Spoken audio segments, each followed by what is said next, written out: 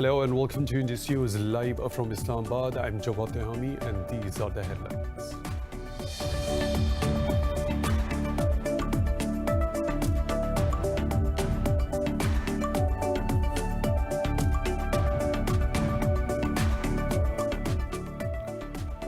UN Human Rights Chief Michelle Bachelet says state violence against civilians continues in Indian-occupied Kashmir. Addressing a session of the UN Human Rights Council, she said Indian occupation forces are using pellet guns against innocent civilians.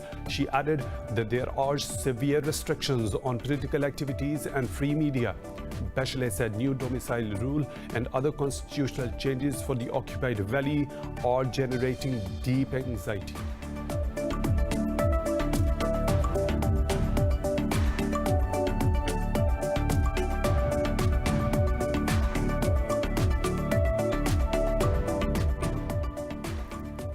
US envoy Zalmay Khalilzad says the Afghan peace process could not have succeeded without Pakistan's unconditional support.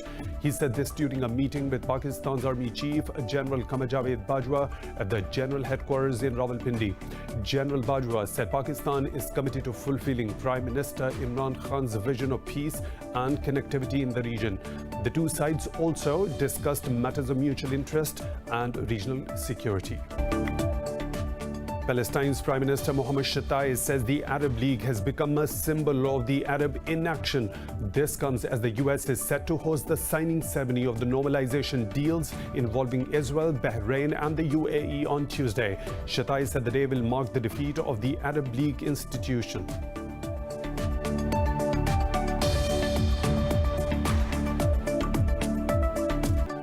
Those were the headlines and detailed stories right after a short break. Stay tuned.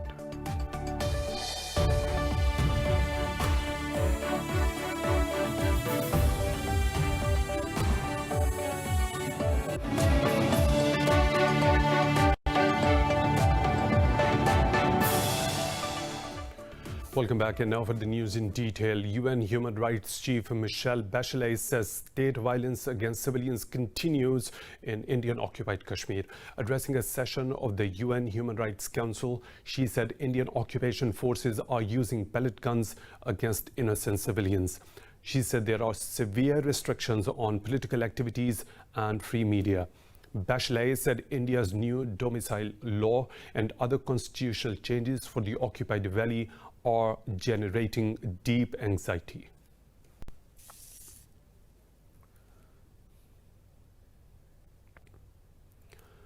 Pakistan has summoned Indian charge d'affaires to convey its concerns over the death of 11 Pakistani Hindus in Jodhpur last month.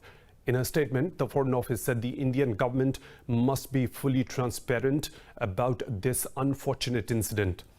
Last month, 11 family members from Pakistan's Sindh province were found dead under mysterious conditions in a farm near Jodhpur.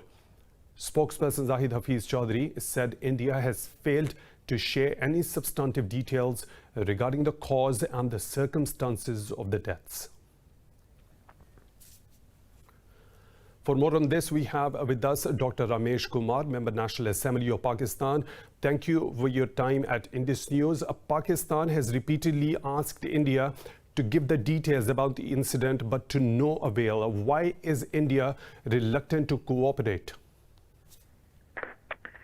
Thank you for taking me on this important topic. Actually, this incident belongs with the minority community, belongs from the Pakistan and Pakistani national. That's why I highlight this issue 1 month before when the incident comes before me, that there was a murder of 11 people in village of Jodhpur. I have immediately contacted with Foreign Office and our Pakistan High Commission Delhi that these minority people, being a patron-in-chief of Pakistan Hindu Council, it's my responsibility that all the minority people murdered in India, all are the Pakistani nationals. So you take up this matter with the External Affairs Office of the India or with the High Commission in Pakistan, both. But we need a special investigation in this, how they have been murdered. What are the reasons behind this? Because you see, so many times there are so many incidents in which the people have been pressurized to give the statement against the country, to do the work for our country. So many issues are behind in this. That's why I highlight this issue, but after 1 month there was no result. Again, I have contacted the Foreign Office that why this incident still is pending. Today, then the Foreign Office contacted with the Indian envoy in Islamabad, and that this incident should be clarified. What are the reasons behind this? Who are the murderers? But still there is no response. So I will wait for 3 to 4 days. If there will be no response from the Pakistan High Commission in Delhi or Indian High Commission in Islamabad, then I have the right to do the protest and before the Indian High Commission on diplomatic enclave, and because I will never give this incident silent, that the murder be free, and because as a patron-in-chief of Pakistan Hindu Council, it is my responsibility. Okay, Mr. Kumar, daughter of the deceased head of the family, Srimati Mukhi, has accused RAW of their murder after it failed to convince them to spy on Pakistan and issue anti-Pakistan statements. So you've already alluded to this particular fact as well. Actually, there are the involvement of the other parts of the agencies in our country. You see in the Balochistan and the Kebbi, so many. So when the people migrated from one country to another country, they want to use them. So maybe there is behind a scene, that's why 11 people murder. Why 11 people murder? What are the reasons? But when the access will come to the Pakistan High Commission in Delhi, then we will be able to know what are the reasons behind this. And she is right, that what is the reason why they have been murdered. So if they will not give the access, then the doubt will create. Exactly. Dr. Ramesh Kumar, thanks for talking to Indus News, a member of the National Assembly of Pakistan. We really appreciate that. Now moving on, in another move to silence dissent, authorities in India have arrested a Muslim student leader, accusing him of provoking anti-citizenship law protests earlier this year. Prominent human rights activists have slammed the arrest as a witch hunt exercise, lacking a fair investigation into the Delhi riots. In February, more than 50 people were killed in riots that broke out after New Delhi passed the controversial anti-citizenship law. The law grants nationality to only non-Muslim immigrants from neighboring countries. Omar Khalid was arrested under draconian anti-terror law in connection with the violence. Legal experts have questioned the police's application of the act on students and activists. U.S. envoy Zalmay Khalilzad says the Afghan peace process could not have succeeded without Pakistan's unconditional support. He said this during a meeting with Pakistan's Army Chief, General Qamar Javed Bajwa, at the General Headquarters in Rawalpindi. General Bajwa said Pakistan is committed to fulfilling Prime Minister Imran Khan's vision of peace and connectivity in the region. The two also discussed the ongoing Afghan reconciliation process and regional security. This comes as the intra-Afghan talks aimed at ending the decades-long war continue in Doha. The U.S. has requested the International Court of Justice to dismiss a case brought by Iran seeking to lift economic sanctions. Lawyers for the U.S. said Iran had wrongly introduced a subject uncovered by a bilateral pact, the Treaty of Amity, which Tehran cites as the basis for going to the court. They said the real aim of Iran's legal suit is to restore a 2015 nuclear pact opposed by U.S. President Donald Trump. The Iranian side is to argue its case on Wednesday, and a decision is expected by the end of this year. The case was filed in 2018 after the United States withdrew the 2015 nuclear deal and imposed sanctions on Iran. Palestine's Prime Minister Mohammed Shata'i says the Arab League has become a symbol of the Arab inaction. In a cabinet briefing, he said the government will present a recommendation to President Mahmoud Abbas for reconsidering ties with the Arab League. This comes as the White House is set to host the signing ceremony of the normalization agreements involving Israel, Bahrain and the UAE on Tuesday. Calling it a black day, Shata'i said this will mark the defeat of the Arab League institution. Last week, an Arab League ministerial meeting failed to adopt a Palestinian draft condemning the UAE-Israel normalization deal. Meanwhile, a report said Israeli forces arrested 297 Palestinians last month in the occupied West Bank. Now, 4 soldiers have been killed as they raided a house in northern Lebanon in pursuit of a militant. In a statement, the army said a patrol unit of the Lebanese intelligence was attacked during the raid in Tripoli. It said the unit was conducting an operation for a militant wanted in connection with a fatal shooting last month. The army said soldiers were attacked with a gunfire and hand grenade in the Minia Jabal al-Bidawi area. The militant was killed hours after the raid as he tried to flee. Russia's President Vladimir Putin says Belarusian people must resolve the ongoing crisis without foreign interference. Putin said this following his meeting with Belarusian President Alexander Lukashenko in the Black Sea resort of Sochi. The Russian president said Moscow has agreed a $1.5 billion loan with Minsk as he backed Lukashenko to resolve the crisis. Lukashenko thanked Putin and the Russian people for supporting him amid a massive wave of protests against his rule. Meanwhile, opposition candidate Svetlana Tikhanovskaya said any agreement reached between Lukashenko and Putin would be invalid. Russia's President Vladimir Putin has rejected criticism of his government over the alleged poisoning of Alexei Navalny as baseless. In a telephone conversation with his French counterpart Emmanuel Macron, he said Russia wants Germany to hand over Navalny's medical test results. Earlier, France's independent analysis concluded that the Kremlin critic was poisoned with the Soviet-style nerve agent Novichok. Germany's Foreign Minister Heiko Maas said a laboratory in Sweden has also confirmed the same. The ongoing tensions have led Russian Foreign Minister Sergei Lavrov to cancel a planned trip to Berlin for talks on Tuesday. Turkey says Ankara is not giving up its rights in the eastern Mediterranean as its research vessel returned to the shore. In an interview, Defense Minister Hulusi Akar said there will be planned movements backwards and forwards. He said Greece must put aside provocative behavior that raises tension in the region. Akar said Athens' violation of international treaties by arming 18 Aegean islands serves only to sabotage dialogue. The defense minister also slammed French President Emmanuel Macron's attitude towards the dispute in the region. Earlier, Greece welcomed the return of Turkish survey vessel back to its southern province of Antalya. Tensions in the region have been high since Turkey resumed energy exploration in the East Mediterranean last month. More stories to follow, but right after a short break. Stay tuned.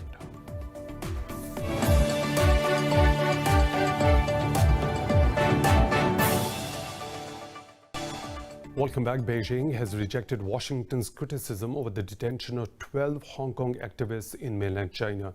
In a tweet, the Chinese Foreign Ministry refuted claims that the detainees were democracy activists. It said the activists were trying to separate Hong Kong from China. Meanwhile, the Hong Kong government has refused to interfere with the Chinese law enforcement actions. In a statement, it said the relevant crime falls within the jurisdiction of the mainland and the Hong Kong respects their decision. Earlier, U.S. Secretary of State Mike Pompeo questioned the Hong Kong leadership's commitments to protecting its citizens' rights. The activists were arrested nearly 2 weeks ago off the coast of Hong Kong. Yoshida Suga has won governing a Liberal Democratic Party vote for leadership and is poised to become Japan's next prime minister. Last month, Japan's longest-serving premier, Shinzo Abe, resigned because of ill health. Chief Cabinet Secretary Suga bagged 377 of 534 party votes and is the top contender of a parliamentary poll on Wednesday. He will serve out Abe's term as party leader through September 2021. Suga says he will continue Abe's signature strategy of hyper-easy monetary policy, government spending and reforms. The UN Human Rights Chief says Rohingya Muslims are being targeted in Myanmar's Rakhine state, which may constitute war crimes. Speaking at the Human Rights Council in Geneva, Michelle Bachelet said 3 years after the Rohingya exodus, no concrete measures on accountability were taken by the authorities. She called for an investigation into the latest violence, citing satellite images of recently burned areas. A 2017 resolution by the UN Human Rights Council called for a comprehensive solution to the Rohingya crisis within 3 years. The Rohingya have faced heightened fears of attacks since dozens were killed in communal violence in 2017 in Rakhine. According to Amnesty International, over 750,000 Rohingya refugees fled Myanmar and crossed into Bangladesh. Libya's eastern-based government, aligned with Commander Khalifa Haftar, has resigned after protests. Frustration has grown in the region over the economic crisis and power cuts that worsened by the LNA's blockade of oil facilities. Head of the Tobruk-based government, Abdullah Al-Thani, submitted his resignation to Aguila Saleh, the Speaker of the House of Representatives. Earlier, protesters took to the streets of several eastern cities against the poor living conditions. In the city of Benghazi, demonstrators set fire to the government building. The UN mission to Libya says it has received reports of a civilian killed in clashes between security personnel and protesters. Expressing grave concern, the mission called for an immediate probe into the incident that caused injuries to 3 civilians. Mali's popular opposition movement has rejected a charter for a transition government backed by the ruling army officers. In a statement, the June 5 movement said the resulting document is an attempt by the military to confiscate power. It said the discussions had taken place against a backdrop of intimidation and anti-democratic practices. This comes a day after military junta agreed to establish an 18-month interim government until an election can take place. Spokesperson Musa Kamara said the interim government will either be led by a military officer or a civilian. But West Africa's regional bloc, ECOWAS, has insisted for the interim president to be a civilian. The World Health Organization has reported a record one-day increase in global coronavirus cases, with the total rising by over 307,000. More than 5,500 people died overnight across the globe, raising the death toll to over 922,000. More in this report. The second wave of COVID-19 is now threatening the economic recovery made in the Americas and Europe. Cases in France, Greece, Italy and the UK are once again on the rise after the countries lifted travel and other restrictions. Further east, Israel has decided to reimpose a 3-week lockdown after a spike in new locally transmitted cases. I know those measures will exact a heavy price on us all. This is not the kind of holiday we are used to, and we certainly won't be able to celebrate with our extended families. And there will also be those affected by the lockdown, such as business owners and others. But elsewhere, countries are cautiously opening up travel, businesses and schools as COVID-19 numbers dwindle. Saudi Arabia has decided to partially lift restrictions on international flights after 6 months. New Zealand has announced lifting restrictions on September 21st, with the exception of Auckland due to the second wave of infections there. So while our aim is to speedily move down alert levels safely, we also need to be focused on the future, on getting back to level 1, but in a sustained way and not rushing there, only having to bounce out of it soon after. The virus continues to ravage India, where hospitals are now running out of oxygen as the country reports close to 100,000 new cases every day. In the last 24 hours, India has registered 1,136 deaths and more than 92,000 cases, taking the country's caseload to over 4.8 million. Students in Pakistan are set to attend schools from tomorrow with strict SOPs due to coronavirus. In a tweet, Prime Minister Imran Khan said the government has worked to ensure that school operations are aligned with public health safety rules. Khan said it is the nation's collective responsibility to ensure that every child can go to school safely. Meanwhile, the Health Ministry says 4 people have died from COVID-19 in the last 24 hours. It said the death toll stands at 6,383. The ministry said 539 have tested positive for the virus overnight, taking the caseload to 302,000. It said over 289,000 people have recovered so far. The World Health Organization has urged countries to join its COVAX vaccine facility by Friday deadline. Director General Tedros Adhanom Ghebreyesus says it will help ensure a fair and efficient distribution of immunizations. The WHO chief said so far 92 low-income nations are seeking assistance via the facility to combat the pandemic. He says some 80 high-income nations have expressed interest, but many still haven't confirmed their intention to join.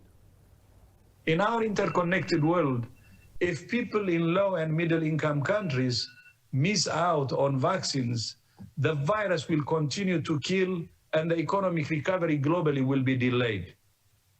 I thank the many member states who have expressed interest in joining the COVAX facility, and I urge those of you who have not yet joined to do so by this Friday. The death toll from wildfires that have ravaged the United States West Coast has risen to 35. Fire department says crews are struggling to battle the blaze as low moisture and strong winds fan the flames. The fires across Oregon, California and Washington have destroyed thousands of homes, scorching more than 4 million acres. A rampant of wildfires scorching the U.S. West Coast have destroyed the small city of Detroit, where many people have been evacuated and most buildings destroyed. Spanning from the southern border to the coast and Clackamas County, the inferno has covered more than 1 million acres across Oregon, reducing entire towns to ashes. Ants have become the primary business for an entrepreneur who is selling them as pets in Singapore. The city's first shop specializing in pet ants opened in late February before lockdown measures were imposed to curb the spread of the COVID-19. This report has more. Ant farms are not common in countries like the United States or Canada, but they are a rarity in Singapore. A shopkeeper, John Yee, started raising ants as a hobby in 2017. He is now aiming to change the negative connotations associated with ants in Singapore. He hopes to collaborate with institutions such as schools to teach children about ants and their life cycle. I'm trying to change the misconception and educate, young people, children, that actually ants are very enriching. They are so important in the ecosystem. They are actually here for a reason. And then if we could actually just learn from the humble ant, there's so many things that the ant can teach us, like perseverance, being headstrong. I mean, the list just goes on. The ant itself is just really amazing. The shopkeeper says his ants are all locally sourced and are found by him and his staff around the island after rainstorms. He also sells live worms, which are food for the ants, but says they are also fond of honey and fruit. The shop draws ant lovers and curious onlookers alike. A local resident, Alvin Tang, says it is a special trait to someone who loves ants this much. They're crazy. It's really crazy. I say that. If you ask 10 out of 10 people, 9 of them will give the same answer. It's crazy. Definitely it's crazy.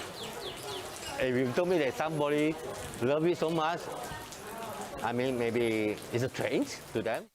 The shop offers 30 species of ants sold in the starter kit, ant farms or formicarium, which include ants and a queen. The price ranges from $20 to $220 depending on the type of formicarium and ant species. A floating cinema has launched a brand new experience for moviegoers in London, aiming to help bring the city's film industry back to life.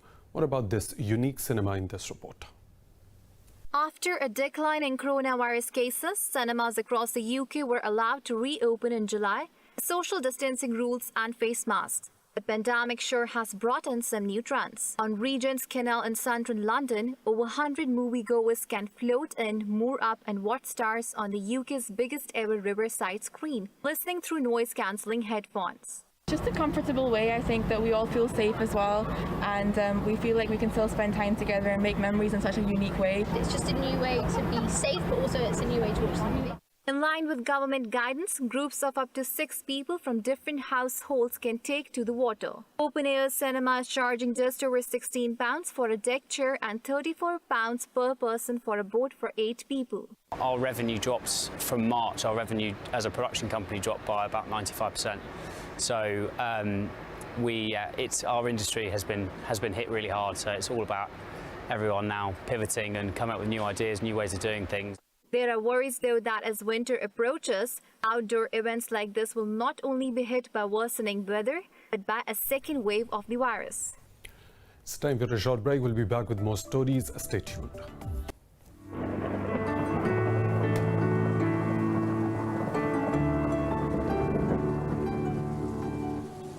Another weather situation from around the globe.